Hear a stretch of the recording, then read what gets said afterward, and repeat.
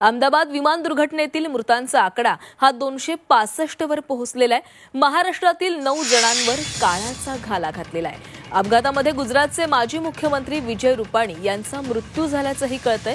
मृतांच्या नातेवाईकांना टाटा समूहाकडून 1 कोटींची मदत जाहीर करण्यात आली आहे। अहमदाबादमधील एअर इंडियाच्या विमान अपघातामध्ये आतापर्यंत 265 जणांचा मृत्यू झालाय।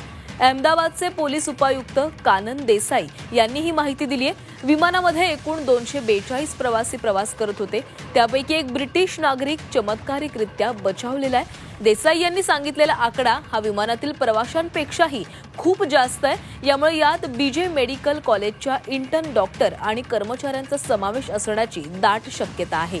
दरम्यान मृतांच्या नातेवाईकांना टाटा समूहाकडून 1 कोटी रुपयांच्या मदतीची घोषणा करण्यात आली आहे। तर अहमदाबाद विमान दुर्घटनेतील मृतांचा आकडा आता 265 वर पोहोचलेला आहे आणि यामध्ये महाराष्ट्रातील 9 जणांचा समावेश आहे। एकूण 242 प्रवासी हे विमानामधून प्रवास करत होते, मात्र एकूण 265 प्रवाशांचा मृत्यू झालाय। म्हणजेच ज्या महाविद्यालयावर हे विमान कोसळलं त्याच बीजे महाविद्यालयामधील काही इंटर्न डॉक्टर आणि कर्मचाऱ्यांचा देखील यामध्ये समावेश असू शकतो।